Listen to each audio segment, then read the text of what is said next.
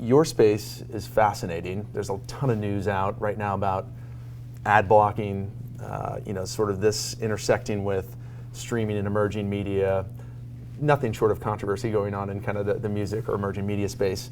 So talk about some of the trends that you're seeing right now and how that relates to your day-to-day operations in your business. Yeah, we are a group of 850 radio stations across 150 markets. We have the second largest streaming app with iHeartMedia. And we put on some fabulous events. If you follow me on Facebook, then you'll see a lot of them. There's the plug. Yeah, it's a really, really fascinating space. So one of the reasons I joined iHeartRadio and iHeartMedia was because, being, as Brad mentioned, I was at Microsoft for nearly 14 years, and I was this digital native, and I had this perception that radio and everything around radio was kind of old and yucky and dead. Not even dying, I thought it was dead. And then talk about online travel agencies. It's, businesses ebb and flow for sure. Yep. And perceptions are really meaningful. That's right. So for me, when approached by iHeart to join the company, I thought, no thank you. But then, they continued to talk, and I started to do some research and digging into the opportunity and really realized that my perceptions were very much wrong.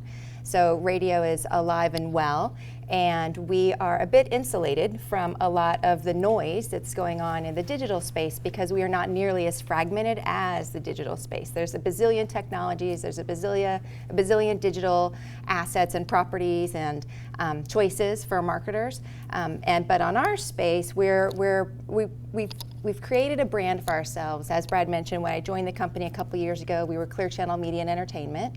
And then last August, we rebranded our whole company as iHeartMedia. And with that, we've really taken a leadership space in the industry. So not only are we the #1 radio player, but we're also the #1 event and festival player. And so we've really kind of distanced ourselves from a lot of that noise. Yeah, that's terrific. Last time we talked, I was fascinated because you talked about the differences between Pandora, Spotify, and iHeart. Yep. But what was interesting, you talked about analytics and influence, and you shared a story about Sam Smith last year and the Grammys. Yep. I don't know if you remember that conversation, but can you talk a little bit about how you guys work with certain artists and how you can sort of influence certain trends in the industry? Yeah, so in the streaming audio space, we all have super cool tools. It's our dashboards behind the scene on how we pick who's going to be the next brightest star. So Pandora does it, Spotify does it, we do it. What's different about what we do is, probably the dashboards look pretty similar, and we, take thumbs data and listening data and when people abort from a song and all of that. We all have our secret sauce. But what's different about the way that we approach it is we make big bets on artists, again, based on the analytics, but then we have this huge radio platform that enables us to turn them into stars. So we have this program that we've branded On the Verge. So we put artists, we work with our analytics, and then we work with these label partners and the record management teams to build a list, every quarter it changes, of the next big artist. So we broke Sam Smith, we broke Iggy Azalea, and the way we break them is we choose them and then we play them on your favorite radio stations. And what I learned when I joined iHeart, I knew nothing about radio, honestly.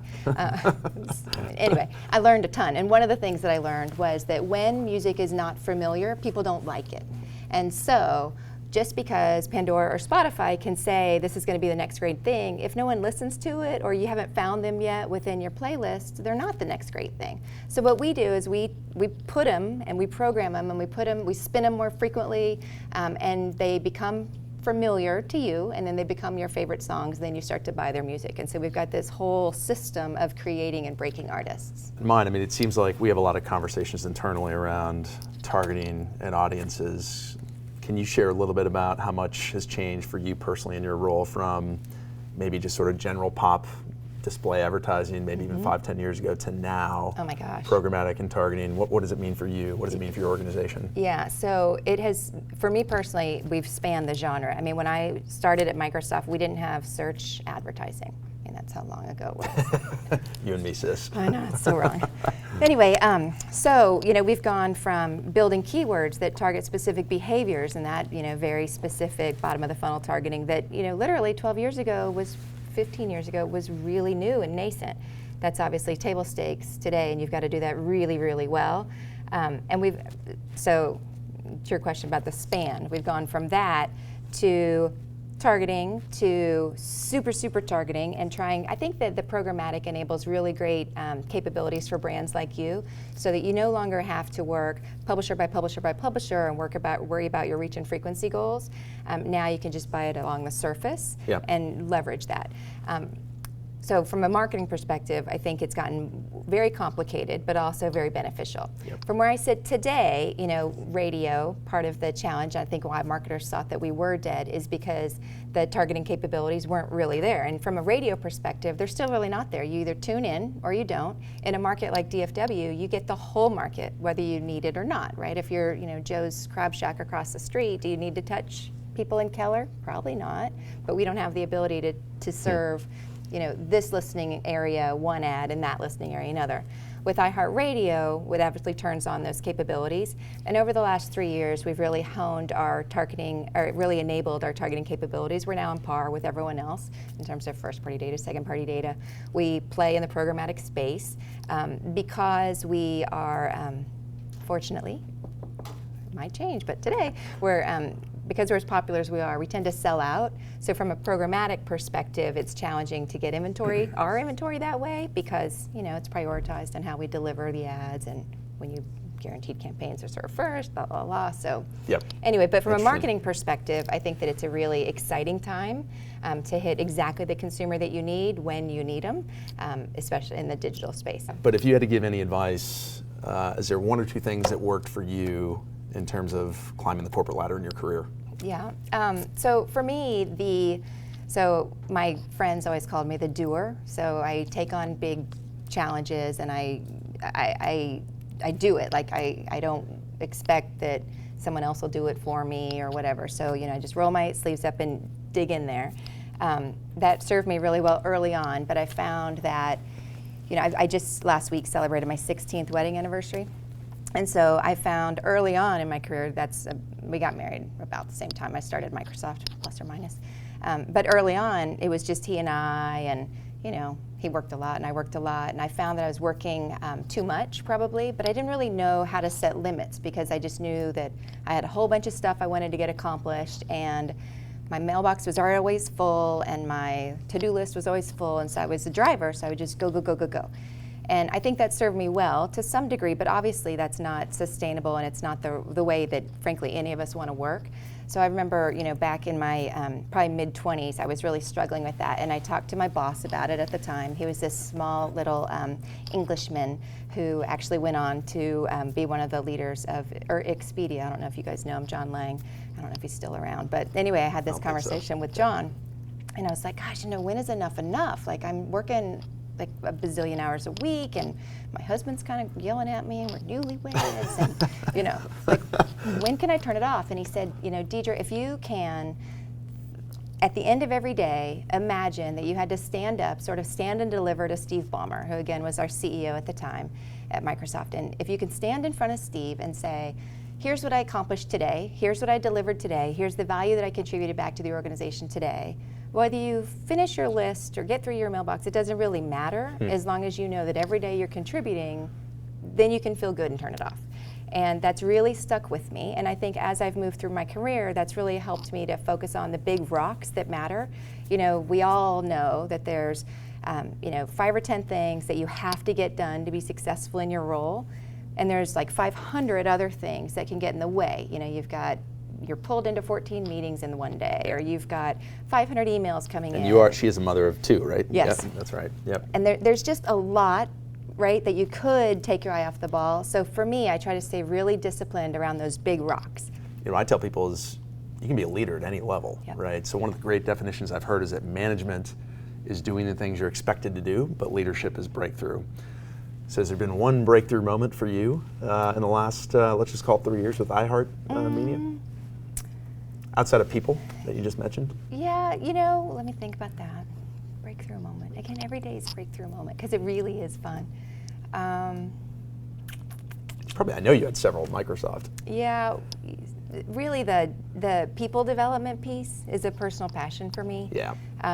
So I would say, like at Microsoft, well, in every industry, there's typically, in every technology competitive space, there's a lot of turnover. So probably my biggest point of pride at Microsoft, and I'm still a little new here to have a track record, so I'm focusing on Microsoft. But at Microsoft, we had a lot of turnover. You know, as Google came on the scene and Facebook came on the scene, they were poaching and taking a lot of our strong people, as well as, you know, a lot of startups across the world, because everyone thought they were going to, you know, find the pot of gold at the end of the rainbow and say they wanted to jump ship. So anyway, I was, again, very focused on having open dialogue and understanding people's career goals and passion points and putting them in roles that worked for them and that they could then, you know, have worthwhile experiences at work.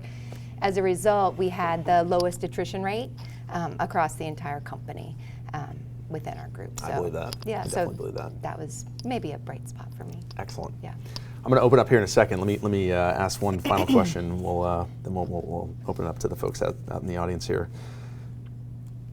Empire, the show, has burst onto the scene. Are you more of a Lucius person or a Cookie?